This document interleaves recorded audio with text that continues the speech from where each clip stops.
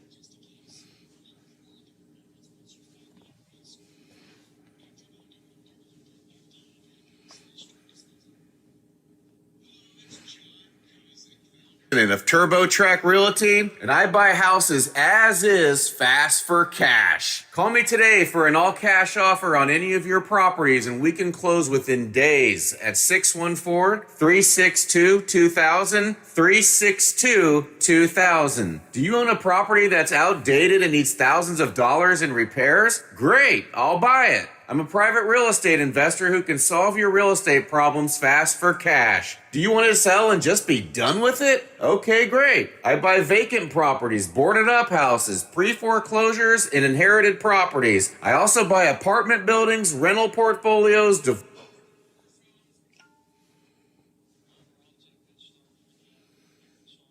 Okay, that's a good start. Take small victories. That's right. Ford, Lincoln, Toyota pre-owned super sale. Select from over 80 vehicles in stock starting under $5,000. Most are local trades, many with one owner. Hurry to Jim Robinson at the Highlands, home of lifetime powertrain protection. Now, during the Jim Robinson Ford, Lincoln, Toyota pre-owned super sale, select from over 80 vehicles in stock starting under $5,000. Most are local trades, many with one owner. Hurry to Jim Robinson at the Highlands, home of lifetime powertrain protection. Join the Nailers for DC Comics Superman Night, Friday, June 4th. Dress in your favorite DC superhero costume and enter the game-worn hand-bid Superman jersey auction. Buy your tickets now for Superman Night, Friday, June 4th, and also for the Saturday, June 5th back-to-back game with Indy, featuring a game-worn yellow Nailers jersey auction. Both games 7:10. Call 304-234-GOLD or visit WheelingNailers.com. This is Nail City. Hello, everyone. From the Watchdog, I'm the Storm Tracker, Darnell Foster, with a look at your local weather forecast for your Friday. Mostly cloudy with scattered showers and storms, a daytime high near 65. Mostly cloudy overnight, temperatures down in the mid-50s with showers likely on and off for your Saturday with temperatures in the mid-50s. Have yourself a great day, everyone. From the Watchdog, I'm Darnell Foster. The views and opinions expressed on the following program are not necessarily those of this station or its sponsors.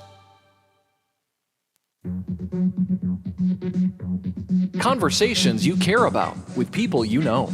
This is the Watchdog Morning Show with Howard Monroe, brought to you in part by Wheeling Hospital. 61 degrees and cloudy at the Wheeling, Ohio County Airport. We're looking at 60 degrees and partly cloudy, at least here at my home studios in the Elm Grove section of Wheeling, and partly cloudy in downtown Wheeling at the Robinson Auto Group studios. It's 8:10 in the morning on the Watchdog Morning Show. Our final day of the week, our final day of the month, our final day of the season, because officially, in my mind, summer begins on Monday, Memorial Day. As you know, we kick off what I always call the 100 days of summer, that long, languid stretch between Memorial Day and Labor Day, where we just enjoy the summertime. Didn't really do it last year, so I'm looking forward to the summertime this year. Now, if you're going to be doing any traveling this holiday weekend, you probably can expect to pay more for gas. AAA issued their report yesterday. U.S. drivers will see the highest gasoline prices in 7 years if you hit the road this Memorial Day weekend. Retail gas prices average border-to-border, coast-to-coast, $3.04 a gallon on an average nationwide. We drove up past Washington, PA, towards the Pittsburgh area yesterday. I noticed about 305 at a couple stations up there. I think we're still roaming around 301 or something here in the Wheeling area, but average border-to-border, coast-to-coast, 304. And that is the most expensive price since 2014, according to the AAA. And you add to that the fact that because of the lockdown year last year, you got an awful lot of us are planning to go out. 34 million Americans are expected to hit the highways between yesterday and Monday. 53% increase in travelers on the road this year over last year. Not surprising, because last year was the year America shut down, but still going to see a big increase this year over last year. Let's see. The increase in gas, according to the folks at Gas Buddy, is due to the Colonial Pipeline outage recovery still continuing, plus the high demand. I mean, it always goes up this time of year. So look to pay more on for gas prices this year. And today, and we talked about this earlier in the week with the CEO from the Pilot Company, those roadside stations, the Pilot places. Today is officially National Road Trip Day. Always falls on the Friday before Memorial Day, so today is the day to take a road trip. Family car ride. My dad was driving, going down the highway. We did not get along together in a 5-bedroom house. Dad's idea was to put all of us in a car and drive through the desert the hottest time of the year. Dad, turn the air conditioning on, please. Nope, it eats up gas.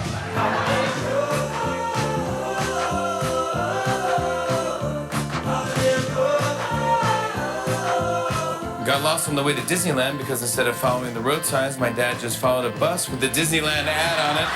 We were stuck in traffic for so long, only one side of my face got sunburned. I looked like a Batman villain. I'm in the back seat like an ant under a magnifying glass. Are we there yet? No. Are we there yet? No. Are we there yet? No. Are we there yet? No. Are we there yet? No. Are we there yet? Are we there yet? Are we there yet? Ah, the infamous question of all children. And sometimes adults, too. Who act like kids. Who act like kids, that's right. And by the way, MIT did a research little study on this. If you are going to be traveling, most people plan to travel not far from home. Even though we're doing a lot of traveling, most people are probably going to travel locations closer as opposed to far away. Even when they do their summer vacation, their big vacation, most are going to stay fairly close to home. Fairly, not meaning, an hour away, but not too far away.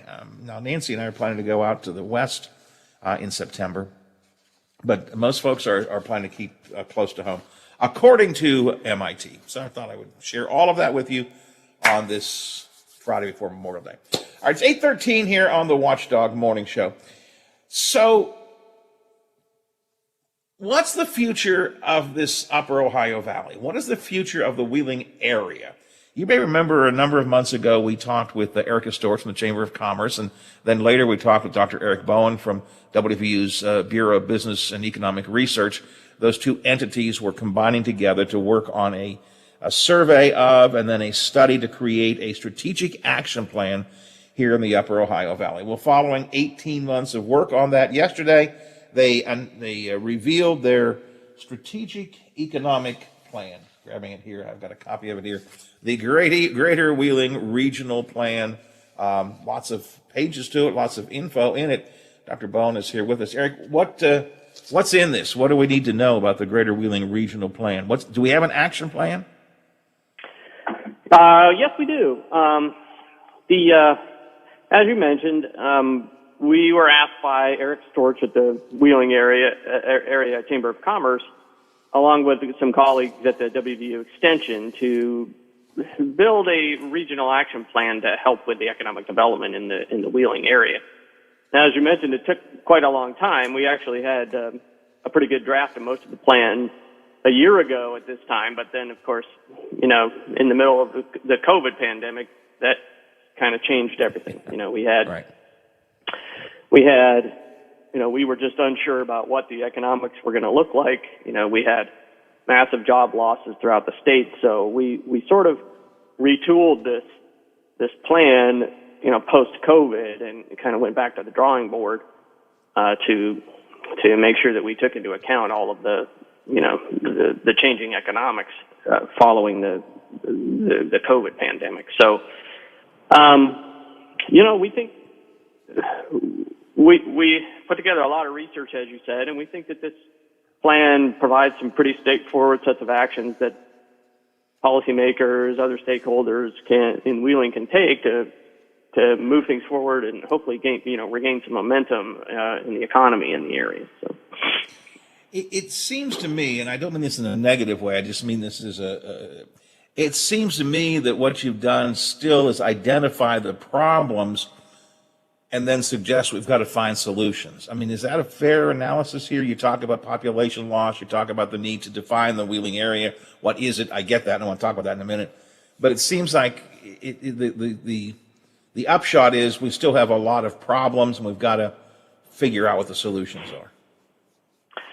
Well, I mean, I think it's fair to say, we sort of set this research up as we had basically three large reports looking at what is the state of the economy there, and we, as you said, we definitely identified some challenges, some problems, in the area. As you may know, we had some definitely population decline over the last couple of decades. Employment has fallen. Income has been fairly positive, growing faster than the state, but this research definitely looked at what kind of how can we define what the problem is. And what we tried to do with the second half of the study, which was gathering data on from our survey, from local residents, as well as focus groups and other stakeholders there, is then to try to come up with what are some things we can do to reverse some of those trends. So I think you're right that a good chunk of the reporting looked at what are the problems, what are some things that we can try to turn around. So I think that's what we tried to do with the latter part of the report, the action plan and the survey. You looked at a couple of what we all would assume are the key areas of, I don't know, develop is not the right word, but you talked about the energy industry, the gas industry, chemicals, even healthcare. I mean, but all of whom are having problems right now. So it seems to me that part of what we have to do is identify what do we do to help those industries, or else do we abandon those industries? Well, certainly when we started looking at the kind of the industries, and we call them clusters of industries that are in the area, healthcare and oil and gas kind of rose to the top as two of the top clusters that had a potential for impact. Now, unfortunately, some of the data that we used was reported before some of the issues that we've had, like the closure of the Ohio Valley Medical Center, the Eastern Ohio Memorial Hospital, and also some of the recent delays in the oil and gas sector with the cracker plant in Belmont County. So, like you said, the areas that we identified as promising in some of these earlier data have had some setbacks, but we still think those areas are very important clusters in the Wheeling region and need to be focused on. The potential for the oil and gas sector, particularly some of the downstream type industries like chemicals, polymers, things like that use oil and gas as a feedstock. Those types of industries we still feel are going to be important in the region going forward, particularly as the cracker plant in Beaver County, Pennsylvania comes online. We're hoping that some of those industries will flow down the northern panhandle, down into West Virginia in this region as well. So that's unfortunately we think that's sort of a longer term development at this point, right? We had hoped that the oil and gas would sort of jumpstart things in the area. That does not appear to have happened as well, but we still feel like that can be a long-term development strategy for the region. Did you look at potential for future development that is outside of the things that we are currently, we have traditionally been focused on, outside of healthcare, outside of the energy industry, and so on? I mean,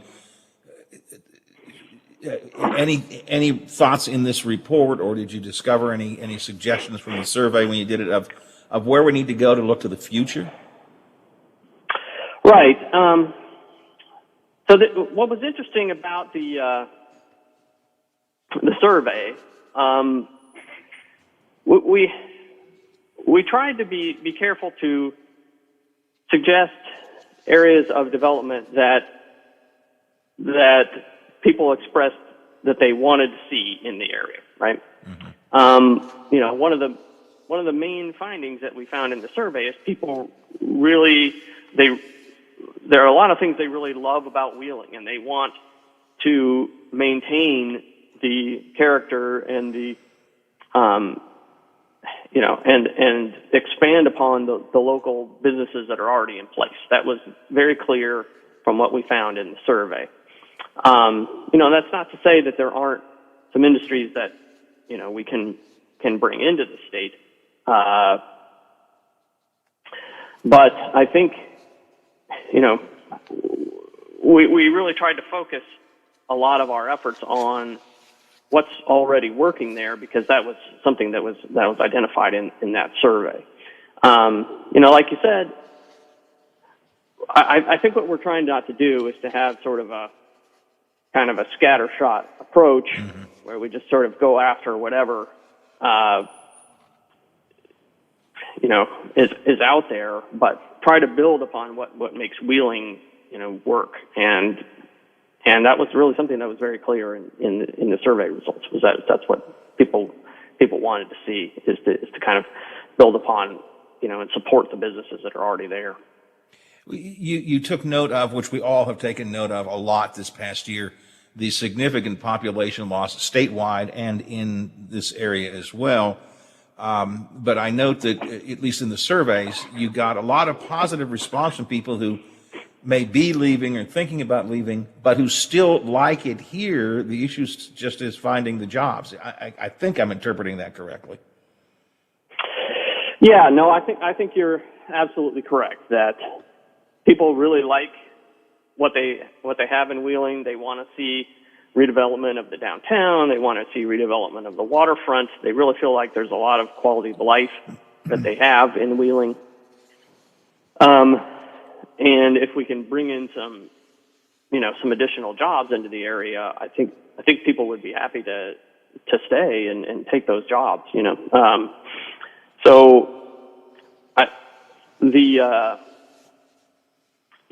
Some of the strengths that people really identified were things like, it's very easy to get to places like, Pittsburgh for some of the culture there. There's lots of historical surroundings.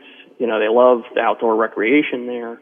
And it's just, they like the kind of size of the city and how easy it is to get around. So, there's a lot of really positive things that people like about being in Wheeling. If we could just kind of get the economic momentum started back up again, I think people would really enjoy that. One of the strategies the state is pursuing right now, and this is not something that's coming from us. This is coming from the state government on down. Is looking at ways to bring in kind of remote workers, and that might be another strategy that Wheeling can pursue to kind of bring in additional residents who are basically not working in Wheeling necessarily, but they can live there because of all the great things that they enjoy about the city. So that might be another strategy that we could pursue as well. Yeah, I mean, it's just a personal comment. I think has great potential, certainly for some parts of our state and for this part in particular. You have to have broadband is a basis of that remote work concept. You have to have good broadband, which we do have pretty good up here. So that helps a lot. And we do have, we've got the parks and we've got the waterfront here in Wheeling, and we've got the beauty of all of West Virginia and whitewater rafting and so on. So, I think if we can get people to think about coming, and it's a change in complete mindset, which is maybe something you at the Bureau of Business and Economic Research are looking at already outside of this particular report. It's a change in mindset of economic development. I talked to a researcher from the University of Massachusetts about this yesterday. We used to be talking about development by finding large pieces of land or encouraging large companies to come. Got to kind of shift our thought maybe to instead encouraging people to come, sort of one by one. It's a big change in approach, but it may be more successful in the long run. Again, I know this is not in your report, but this is just something that I've talked about a lot and we've thought about a lot, and you mentioned. I think that has great potential if done properly here in the state. Right. No, I totally agree that, in the past, I think we kind of have thought about economic development as maybe if we can, they kind of derisively talk about it as smokestack chasing, right? You just go after the latest, biggest, factory or whatever. But there's a lot more to economic development that has a lot to do with, can we build up the capacity of our workforce to meet the new types of work that we have? Can we bring in people from, outside the area with the quality of life? And then that spurs, more localized economic development. So, and then also, can we build on, what's already working in the area, to expand those businesses and also to expand those supply chains so that, businesses that are already working, can we bring in additional businesses that are related to those? That's kind of this cluster strategy, to try to bring in things that are already working in the area. So One of the, But I'm sorry, go ahead. I didn't mean to interrupt you. I apologize. Go ahead. Oh, no, I was just going to say, so you're right. It is kind of a different mindset in terms of what economic development means. One of the issues you identified, and it sounds probably to the audience in some ways silly, but it's really kind of important, and that is identifying what the region is. Who are we? I mean, how big a region do we talk about? You and I have just talked for a minute or two here about Wheeling specifically. I know when I talked to Erica Storch months ago, she was clear that this was to be a region-wide look at things. But even in a region that is relatively small compared to the state, our region, there are different needs and different approaches probably in each separate part of our region, right? Absolutely. You mentioned that one of our primary recommendations coming out of the plan is to identify what exactly you're talking about when you're talking about Wheeling. And, when we were doing this report, we found, all kinds of different definitions of what Wheeling is. Is it just the city of Wheeling? Is it, just Ohio County? Is it the whole metropolitan area, the Bellamar region? Or is it, as, Erica has defined, is it a little bit broader where you're including, Jefferson and Monroe counties in Ohio and Hancock and, Wetzel counties? So are we, and what we said in the report was it's really important to if you're going to form a strategy for economic development, you really have to know and get buy-in and consensus from all of these different areas about how you define this region and how you want to kind of market it and move forward with the economic development. So, just one example, for instance, if you don't include, the counties in Ohio, Jefferson and Monroe, those are areas that are really rapidly growing in oil and gas, right? Mm-hmm. And so if you say, well, those aren't part of the region, then maybe the oil and gas isn't as big a deal for the region, right? If you do include those, well, then, those three counties right along the Ohio River there are really growing very rapidly in terms of, of natural gas production. So there's some choices that you have to make about how you're going to, what area do you want to look at? And, Erica was pretty clear with us that she has a very broad definition of what the Wheeling area should be.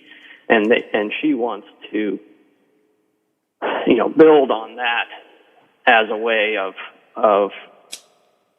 bringing cohesiveness across a kind of a larger geographical area, because, she feels like this area has a lot in common and it can build upon a number of different strengths, right? So that's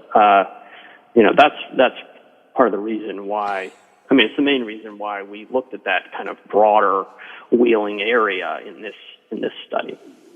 And I would agree with Erica that, what's what I want to look at, not philosophically, we are one big region. We tend to think of ourselves, I don't differentiate myself so much from somebody in Brooke County or in Monroe County. We're all part of, as you said, the Bellamar region kind of thing. But as a practical matter, there are different areas of development, and I think your example is a good one. I'm not sure there's much gas in Jefferson County, but in some of the eastern Ohio counties, the gas development is a much bigger deal than it is in many of the northern Panhandle counties. So those we need to kind of be aware of that. As I look to the future, thinking about future things, the development of gambling-related industries, whether they're the hot spots and casinos or even the sports gambling kind of stuff, that's something that West Virginia has that doesn't really impact Ohio, at least not yet. So it does make a difference what we define the area as being. I agree with Erica that we are theoretically, philosophically all one big area, but there are practical reasons we got to look sometimes at one or the other. So I need to move on, Eric. But so basically, what you've given to the chamber now is sort of a next step to-do list, right? Right, yeah. The final action plan, we identified kind of 4 areas of, steps that need to be taken. The first, like you mentioned, was, what is the identity of Wheeling? And we identified that as kind of the first thing that has to be decided, right? But then after that, we recommended that the region focus on training the workforce. One of the things that kind of became clear in the survey and the workforce analysis was that there seemed to be some agreement that the workforce doesn't necessarily reflect the needs of the current and anticipated future employers. And so that was one thing that really stood out, was that we need to kind of focus in on getting the workers those particular skills for the employers in the area. Matching what we need to what we can offer. That's a fairly important point. Right. Yeah, and that's a very important strategy for economic development in general. Is making sure that the workforce has the skills that are needed for these future employers. A lot of the technology skills that are kind of particular to particular industries. So you need some very specialized training that can be done both between the employer and with the educational institutions, the technical colleges and other things in the area that can really help with that workforce education. So that was one big area that we felt could be really beneficial. The other 2 were looking at redevelopment of the area, and that's something that Wheeling has already started, with redevelopment of the downtown and waterfront areas, but also just focusing on the positive aspects of Wheeling and really investing in that type of redevelopment. And then lastly, we also talked about the industrial clusters. Even though healthcare and oil and gas have had some difficulties, we do feel like over the longer term, those can be, positive areas for economic development. So those were the kind of the 4 main points that we made. Eric, I'm out of time, unfortunately, because I'd like to talk some more about this. I have read through, I don't want to give myself too much credit. I have skimmed through the plan as presented. People can find it actually at the Bureau of Business and Economic Development website if they want to read the whole plan. But again, it seems to me that what we've got here now is sort of the next, the checklist for what to do next, which is at least maybe a step in the right direction. I appreciate your time this morning. I appreciate the work you did on this. I do have to run. Thanks for joining us. Thank you. Oh, I appreciate it. Dr. Eric Bowen, who's one of the researchers that did the study on the Wheeling area's strategic area plan. I have some thoughts on this and some concerns, to be honest with you. And I think what I'll do is I will hold them. John McCabe and I are going to kick a variety of things around in the next hour of the show on our Friday roundtable. And I think I'll hold my thoughts till John and I have a chance to talk about this and see if he thinks some of what I'm saying. My basic concerns are 2 things. It seems like we've identified problems, but not really solutions. And number 2, I don't see a lot of talk about new ideas. I hear reflective of old ideas, but maybe that's what we're looking for. I don't know. We'll talk about it later on. I'm behind time, and I don't want to be, because I want to give Stephen Adams plenty of time to talk about bucks and trucks and scholarships and, I guess, still savings bonds. I don't know. It's all coming up next on the Watchdog Morning Show. The WTRF Channel 7 News Update is brought to you by Thomas Auto Centers, Mall Road, St. Clairsville. Get the best deal at Thomas Auto Centers. Now it's time for your local news.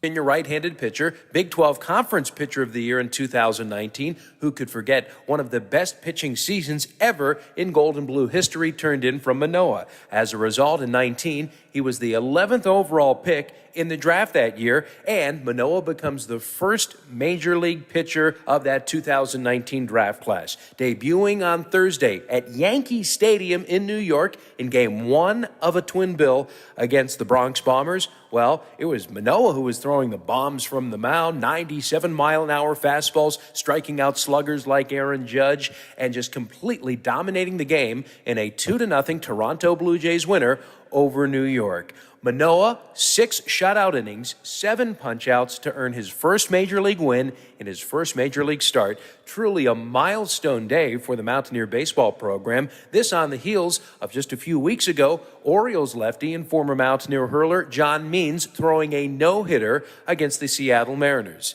Meanwhile, West Virginia washed out. The Oklahoma State game was pushed back to tonight. We didn't play yesterday, so the Mountaineers and Cowboys will go at it at just after 5 o'clock local time. We should be on the radio just after 5 o'clock. Be sure to check your local listings and follow us on Twitter at WVU MSN for the latest information from Bricktown. I'm Dan Zangrilli reporting on a terrific night for Manoa and the Mountaineers in combat coming up later this evening here on MSN, the Mountaineer Sports Network. Adina, the watchdog is protecting your yard. Join Howard Monroe, Hoppy Kercheval, Bill DeFabio, and Big Rick for the best live and local talk in the Upper Ohio Valley and beyond. Adina trusts the watchdog. You can watch a video cast of our show every morning on Facebook Live or on our website. Plus, check archives of all of our videos on the Watchdog YouTube channel. The Watchdog Morning Show with Howard Monroe continues.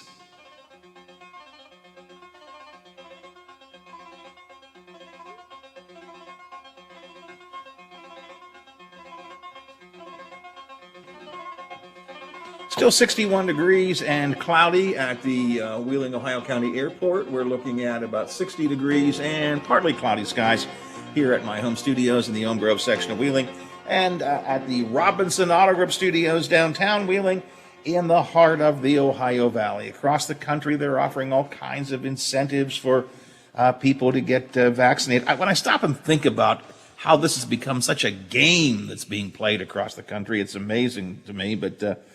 let's see, what are they doing here? Well, just all kinds of incentives are being offered around the country for people to get themselves vaccinated. And Governor Justice apparently didn't want to be left behind. The savings bond idea didn't seem to really catch fire. You know what I'm saying, Biff? Just didn't seem to catch fire very much. There's a shock. Yeah. And the $100 patriotic-themed gift card was a little bit better, but still it wasn't anything compared to Vax-A-Million in Ohio. Scholarships and million-dollar lotteries. And you know Governor Justice, he doesn't like to be left behind, so he decided we're going to have big bucks and trucks and scholarships, but he hasn't quite figured the whole thing out yet. Stephen Allen Adams with us from the Ogden newspaper chain to talk about this. Good morning, Stephen. Good morning, Howard. You know, you got to give, I don't know if I want to give him credit or not. The governor just pops off with ideas before they're fully baked, doesn't he? I mean, he's kind of like the guy who opens the oven door and lets you look inside and say, isn't that going to be a good cake someday? You called it. You called it. That was my experience with Governor Justice. Very rarely have I seen a plan presented, fully fleshed out on paper, vetted. It's almost always the governor spitballing ideas during these briefings, and I almost have to feel for his staff, who I know get frustrated with that because the governor will come up with something off the top of his head in a briefing, and then they have to scramble to try to make it happen. And that's sort of kind of what happened with this vaccine incentive program that has now ballooned into pickup trucks, which I find interesting, and trying to mimic the $1 million lottery, the Ohio has done. They just had their first drawings this week. But, of course, it started off with savings bonds, with the governor, of course, saying that, well, this is fully vetted. This is fully vetted. Well, it must not have been fully vetted at the time he said it, because it took several weeks for them to finally finalize the program and open it up, really about a week ago, where they opened it up to where people can go to the governor's website, and people between the ages of 16 and 35 and either request a $100 savings bond, which, dirty secret, it's really $50. It matures in $100 20 years from now. And then a $100 prepaid, basically a prepaid debit card is what it is. And so far, as of Governor Justice's briefing yesterday, 20,000 people have taken part and have requested those to date. But obviously that wasn't enough for the governor. So yesterday he announces, starting on the state's birthday, June 20th, there's going to be a series of drawings going forward. We don't know how many weeks or how often they're going to do it, but there's going to be drawings going forward for college scholarships, for 10 pickup trucks, F-150 Fords, specific ones. Yeah. I think Ridge Runner is what I have in the story, which I Rocky Ridge, I think. That's Rocky Ridge, I think, something like that, yeah. Rocky Ridge, which is a specific type of custom F-150 that I believe is made in Georgia. I'm very curious about this because I want to know, and I'm not going to speculate on air because I want to look into it a little further. I have an idea where these trucks are coming from, and if so, I'm interested in who's getting paid to provide this pickup trucks. But anyway, that's a great question, Stephen. That is a great. Yeah, that's why you're a reporter. Good question. Seriously, so I'm trust me, I that is hot and heavy in my mind, and as soon as Memorial Day weekend's over, I'll go track it down because nobody talks to reporters the Friday before Memorial Day weekend. It just never happens.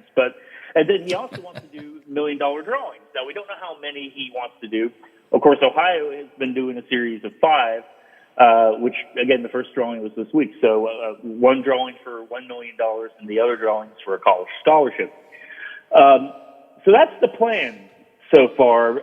But plan is a very generous phrase to use. It sure seems like there isn't a specific plan quite yet. We'll see that formulated, I would hope, over the next week or so.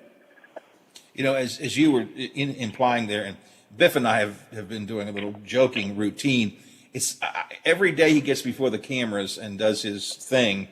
We picture the staff behind the scenes going, "Trucks? We're giving away trucks? Anybody know anything about trucks?" And I don't think I'm too far off.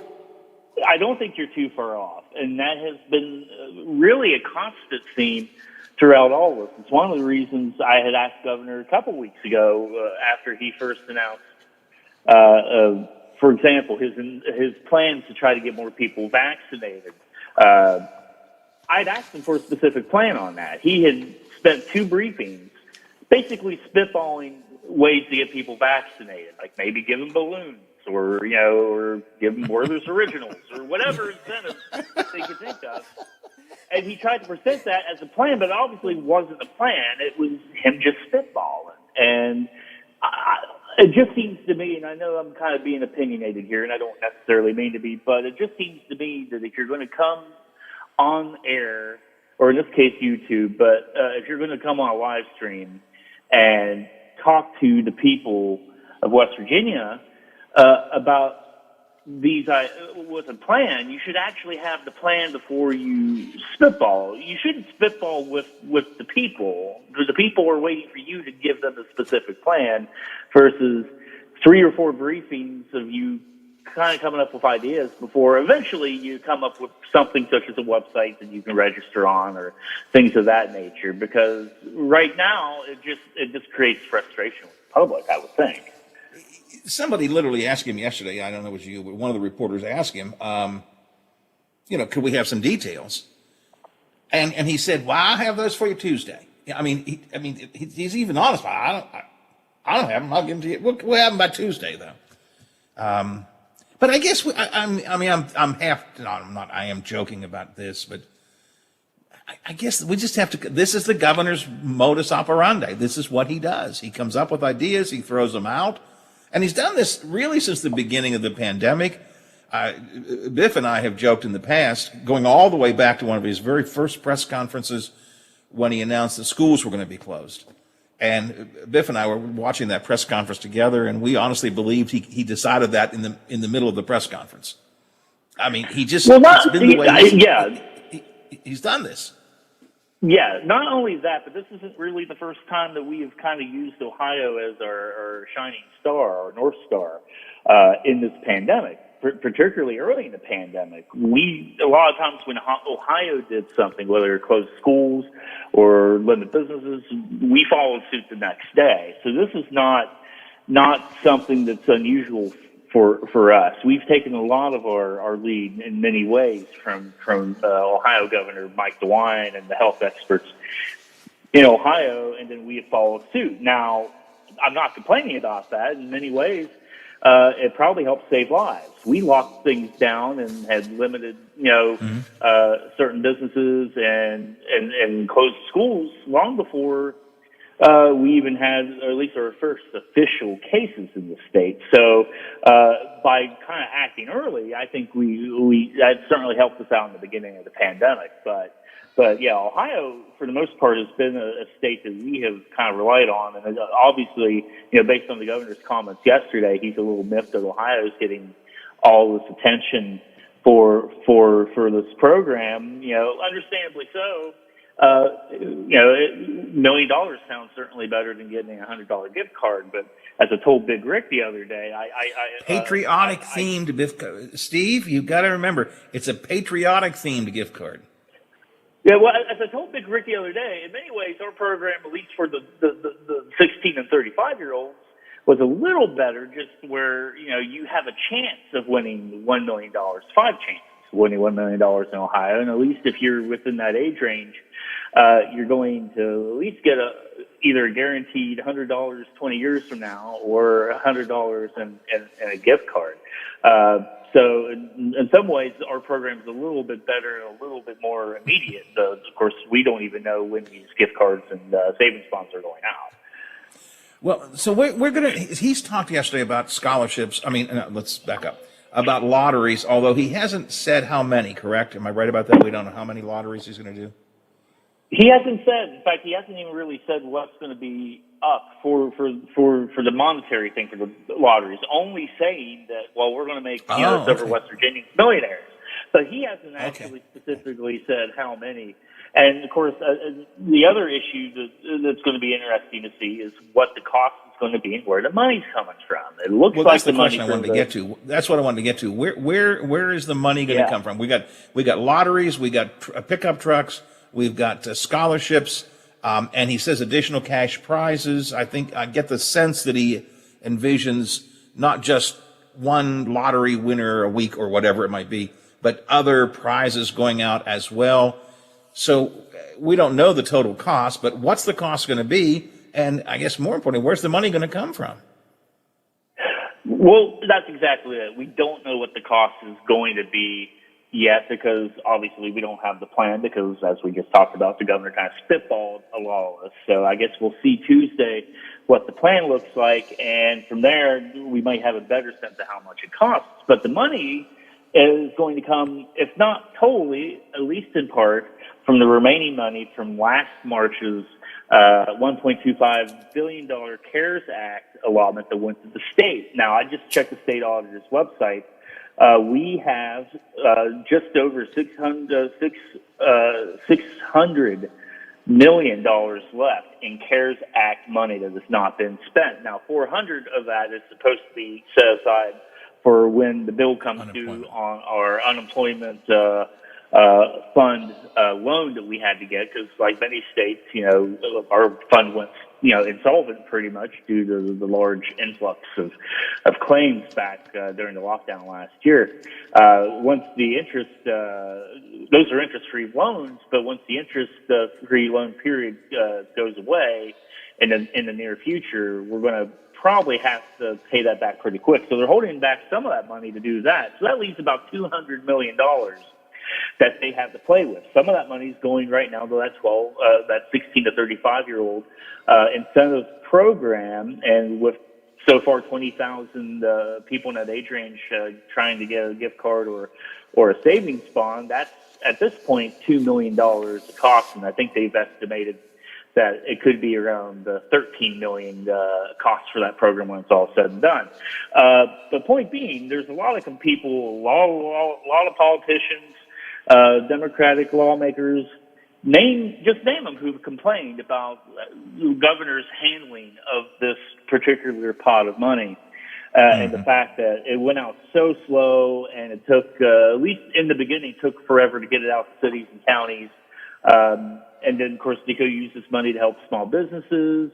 They did have a little bit of a grant program, but it was almost worthless. I had a friend that was a business owner that said he just wasn't going to do it because it just wasn't worth the hassle to get such a small amount of money. It wouldn't have helped him. So a lot of complaints on how the governor's handled this money, and now we're going to go start, handing it out, like, Mr. Moneybanks from Monopoly. It's interesting, though, that the governor, sometimes he can't keep, I hate to be so critical all the time, but he can't keep his story straight. You probably saw this because we follow these tweets as well.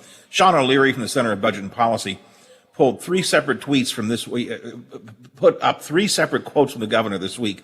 On Monday, the governor said, it's preposterous to think we've got millions of dollars just sitting there from the previous money.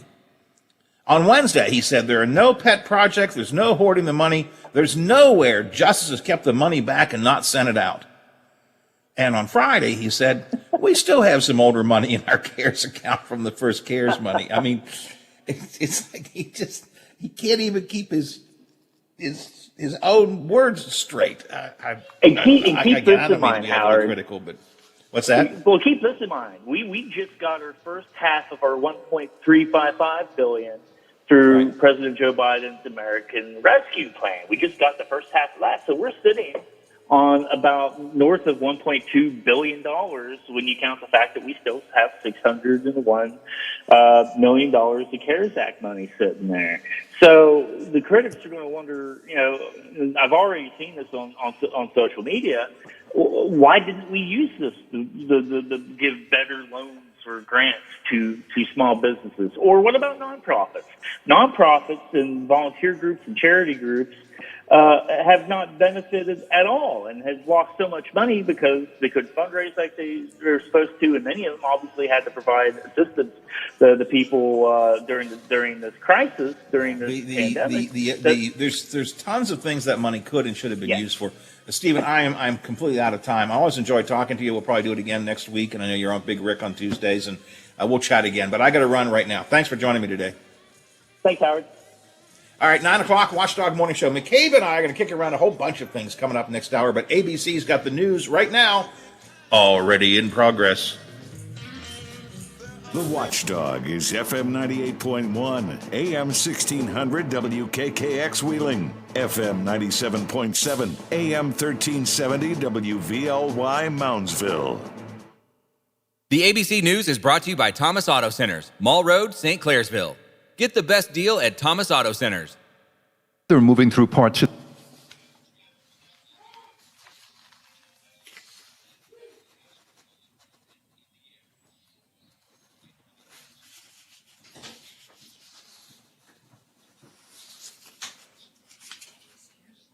Yeah, he didn't close that door, so I'm going to come and see him now.